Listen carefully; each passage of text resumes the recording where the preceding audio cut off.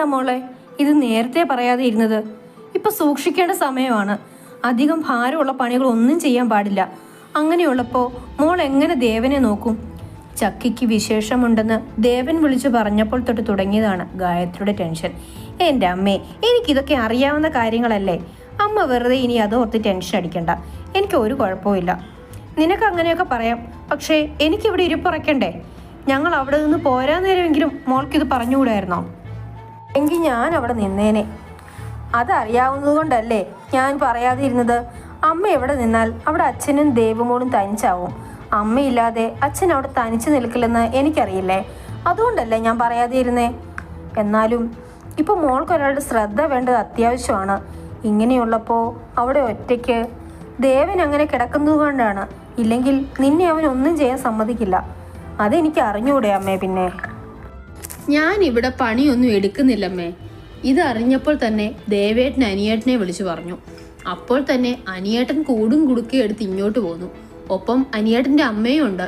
എന്നെ കൊണ്ട് ഒരു പണിയും ചെയ്യിക്കുന്നില്ല. എന്തിന്? അടുക്കളയിലേക്ക് അടുപ്പിക്കുന്നത് കൂടിയില്ല. ആഹാ, അപ്പൊ സുഭദ്ര അവിടെ ഉണ്ടോ? എന്നാ പിന്നെ എനിക്ക് പേടിക്കാതെ സമാധാനത്തോടെ ഇരിക്കാം. നിന്നെ അവൾ പൊന്നുപോലെ നോക്കിക്കോളും. ആ, അത് ശരിയാ. എന്നെ ഇവിടെ കൂട്ടിലടച്ചതുപോലെയാണ്. അനങ്ങാൻ പാടില്ല, എണ്ണിക്കാൻ പാടില്ല. ഓ, എന്താണിത്? പട്ടാളക്യാമ്പാണെന്ന് തോന്നിപ്പോവും. ഡി നീ ഇത് എന്നോട് പറഞ്ഞത് കൊള്ളാം. സുഭദ്ര കേൾക്കണ്ട. പിന്നെ കേട്ടാ എന്താ? ദേ ആൾ എൻ്റെ അടുത്തിരിപ്പുണ്ട്. ആഹാ, അപ്പൊ രണ്ടും കൂടി ഇത്ര പെട്ടെന്ന് കൂട്ടായോ? കൊള്ളാലോ നീ. അമ്മ എന്നെ കുറിച്ച് എന്താ വിചാരിച്ചേ? ഞാൻ ആള് പുലിയല്ലേ? കടുവയെ പോലിരുന്ന അമ്മയുടെ മോനെ കുപ്പിയിലാക്കിയ ആളാ ഞാൻ. നീ ഇതും പറഞ്ഞ് അവന്റെ അടുത്തേക്ക് ചെല്ലാം. അപ്പോൾ അറിയാം കടുവയാണോ പുലിയാണോ എന്നൊക്കെ. അമ്മേ, ഇതേ പെണ്ണെ പതിയെ പറ, എന്റെ കാത്. നീ ഇതുപോലെ ഒന്നും സുഭദ്രയോട് പറയല്ലേ കേട്ടോ. അവർ നിന്നെ പേടിച്ച് ചിലപ്പോൾ അവിടുന്ന് പോയെന്ന് വരും. ഗായത്രി അവളെ കളിയാക്കി പറഞ്ഞത് കേട്ട് അവൾ ചുണ്ടു പിളർത്തി. നീ അവൾക്കൊന്ന് ഫോൺ കൊടുത്തേ, കുറെ ആയി ഞങ്ങൾ സംസാരിച്ചിട്ട്. ഗായത്രി പറഞ്ഞത് കേട്ട് ചക്കി ഫോൺ സുഭദ്രയ്ക്ക് കൊടുത്തു. പിന്നെ അവർ സംസാരിക്കട്ടെ എന്ന് കരുതി മുറിയിലേക്ക് പോയി. ഇന്ന് ദേവന്റെ കയ്യിലെയും കാലിലെയും പ്ലാസ്റ്റർ എടുക്കുന്ന ദിവസമാണ്. രാവിലെ തന്നെ അവിനാഷ് അവനെയും കൊണ്ട് ഹോസ്പിറ്റലിലേക്ക് തിരിച്ചു. ചക്കി കൂടെ ചെല്ലാമെന്ന് പറഞ്ഞെങ്കിലും ദേവൻ അതിന് സമ്മതിച്ചില്ല. അവളോട് യാത്ര ഒഴിവാക്കാൻ ഡോക്ടർ പറഞ്ഞതുകൊണ്ട് അവളോട് വരണ്ട എന്ന് പറഞ്ഞു. ഉച്ചയോടെ പ്ലാസ്റ്ററൊക്കെ കെട്ടി അവർ ഫ്ലാറ്റിൽ തിരിച്ചെത്തി.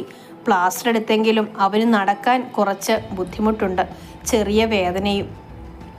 ദേവേട്ട, ഇപ്പം എങ്ങനെയുണ്ട്? ഇപ്പം നടക്കാൻ പറ്റുന്നുണ്ടോ? കാലിന് വേദനയുണ്ടോ? ഡോക്ടർ എന്തു പറഞ്ഞു? ഹോസ്പിറ്റലിൽ നിന്ന് വന്ന പാടെ അവനെ പിടിച്ചിരുത്തി അവൾ ഓരോന്ന് ചോദിക്കാൻ തുടങ്ങി. എൻ്റെ ചക്കി, നീ ഇങ്ങനെ ഒറ്റ ശ്വാസത്തിൽ ചോദിച്ചാൽ ഞാൻ എന്തു പറയാനാ? നീ കുറച്ച് വെള്ളം കുടിക്ക്. അവൾ ചോദിച്ചുകൊണ്ട് കിതയ്ക്കുന്നത് കണ്ട് അവൻ അവൾക്ക് കുറച്ച് വെള്ളം കൊടുത്തു. എൻ്റെ അനിയത്തിക്കുട്ടി, എന്തുവാ ഇത്? അല്ല, നീ ഇങ്ങനെ ടെൻഷൻ ആവാനായിട്ട് ഇപ്പോൾ ഒന്നുമില്ലല്ലോ. അവളുടെ അരികിലായിരുന്നു കൊണ്ട് അവിനാഷ് പറഞ്ഞു. എൻ്റെ മോനെ, നിങ്ങൾ പോയപ്പോൾ തുടങ്ങിയതാണ് ഇവളുടെ ടെൻഷൻ. ഞാൻ എത്ര പറഞ്ഞിട്ടും കേൾക്കാതെ അങ്ങോട്ടും ഇങ്ങോട്ടും നടക്കുകയായിരുന്നു. നിങ്ങൾ വരാൻ വൈകുന്തോറും അവൾക്ക് പേടിയായി. സുഭദ്ര പറഞ്ഞത് കേട്ട് അവിനാഷും ദേവനും അവളെ നോക്കി കണ്ണുരുട്ടി. എന്താ ചക്കി ഇത്? ഇപ്പൊ ടെൻഷനൊന്നും പാടില്ലെന്ന് നിനക്കറിയില്ലേ? പിന്നെ വെറുതെ എന്തിനാ ഓരോന്നാലോചിച്ച് BP കൂട്ടുന്നത്? ദേവൻ അവളുടെ തലയിൽ തലോടിക്കൊണ്ട് ചോദിച്ചു. അത് എനിക്ക് പേടിയായിട്ടാ.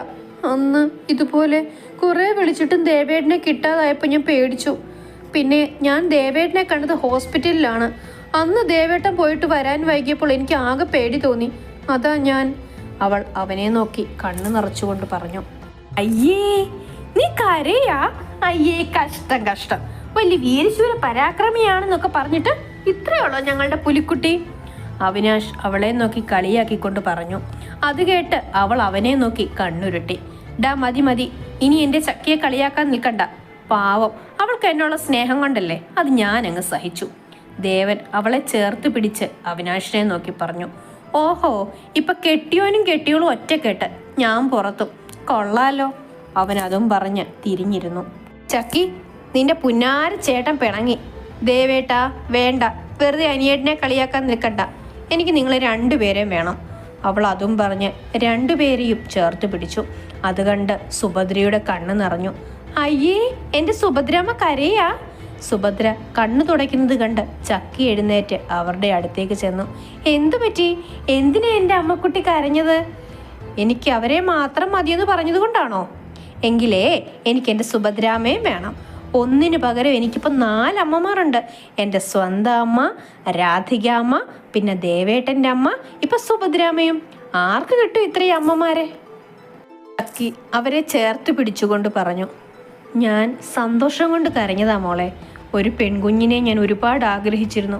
പക്ഷേ ദൈവം അത് കേട്ടില്ല. പക്ഷേ ഇപ്പം എനിക്കൊരു മകളെ കിട്ടി, എൻ്റെ സ്വന്തം മകൾ. മോളുടെ അനിയുടെ സ്നേഹം കാണുമ്പോൾ തോന്നും നിങ്ങൾ ഒരമ്മയുടെ മക്കളാണെന്ന്. ശരിക്കും പറഞ്ഞാൽ എനിക്കിപ്പോൾ ഒരുപാട് സന്തോഷമായി. എനിക്കിപ്പോൾ 2 മക്കളുണ്ട്. അതും പറഞ്ഞ് സുഭദ്ര ചക്കിയുടെ നെറ്റിയിൽ ഉമ്മ വെച്ചു. ആഹാ, അപ്പോൾ സുഭദ്രാമ്മ എന്നെ മറന്നോ? ദേവൻ അവരെ നോക്കി ചോദിച്ചു. നിനക്ക് തീരെ കുശുമ്പില്ലല്ലോ ദേവ. അവിനാഷ് ദേവനെ കളിയാക്കിക്കൊണ്ട് പറഞ്ഞു. ആര് പറഞ്ഞു ഞാൻ എൻ്റെ മോനെ മറന്നെന്ന്? നീയും എനിക്ക് മകൻ തന്നെയാണ്. എന്ന് നിങ്ങളുടെ ഈ സന്തോഷം അതുപോലെ തന്നെ നിൽക്കട്ടെ എന്നാണ് എൻ്റെ പ്രാർത്ഥന. അതിനൊരു സംശയവും വേണ്ട.